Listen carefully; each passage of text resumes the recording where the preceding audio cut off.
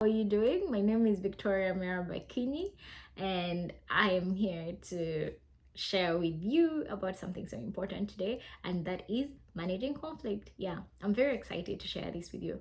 Guess what? This is the Holy Week, and people are differently in different places sharing and enjoying this holy moment. Yeah, people are celebrating in different ways, others are off for spring. However, I have been doing a Bible study and I landed on a topic that I feel connects well with managing conflict. And that is the story of the Tower of Babel. Yes, I don't know if you've read of it, but let me give you a short insight into it. So, Genesis chapter 11 says, at one time, all the people of the world spoke the same language and used the same words. And guess what? These people decided and said, come, let us build a tower so that we may be famous and have a name for ourselves and also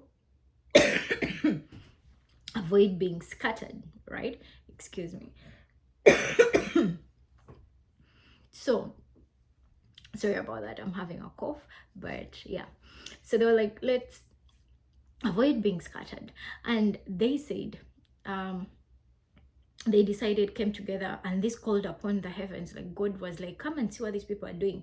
Let's stop them before this gets worse, before they reach the heavens. And God comes and changes their language, destroys communication, cuts off communication, and these people stopped building their tower. They got scattered, right? What could they have done differently? How could they have managed this conflict differently, right? Yeah, I know you're also wondering. So I've decided to use Thomas Kilmann's conflict management model to approach this and see how they could have approached it differently. First of all, when you look at the conflict management model for Thomas Kilmann, it has 5 aspects. And first of all, there's competing. There are people that are competitors, then there is collaborative, there are people that work and collaborate with each other, then there is compromising, then there is avoiding, and then lastly is accommodating. Sometimes you need to see how to use these 5 models to be able to achieve a peaceful negotiation, or to be able to have like peace in your work environment and to have success. First of all, these people are competing. That's why they said, let's build a tower for ourselves. They were competing with God. But if only they were not, they approached things differently and wondered what was God's purpose for us. God who created us, what does he want us to do, and how would he have wanted us to do this? Maybe they would have collaborated with God, and together with God, through collaboration, they would have achieved their purpose and built the tower, right?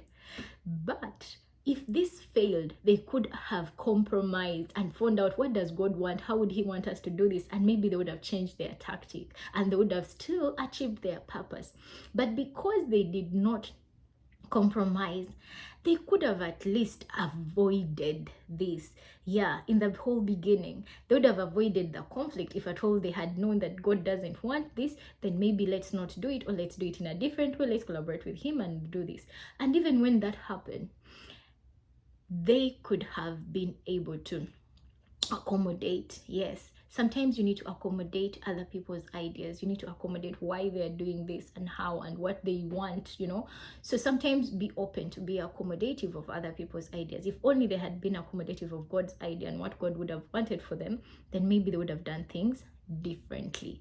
Yes, but however, I also have one advice. Sometimes you need to know, if at all what you're doing, you really believe in it and you know that you are doing the right thing, it's not affecting anyone and it's for the good of the world, then sometimes you stay focused no matter what happens.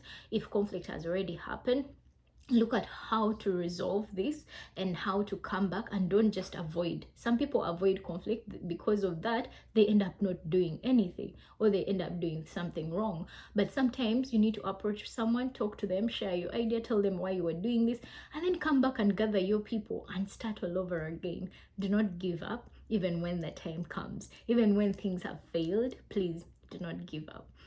And yeah, I hope this helps you, and I hope you can look at using Thomas Gilman's approach to manage conflict differently next time. Thank you and have a lovely week. Bye.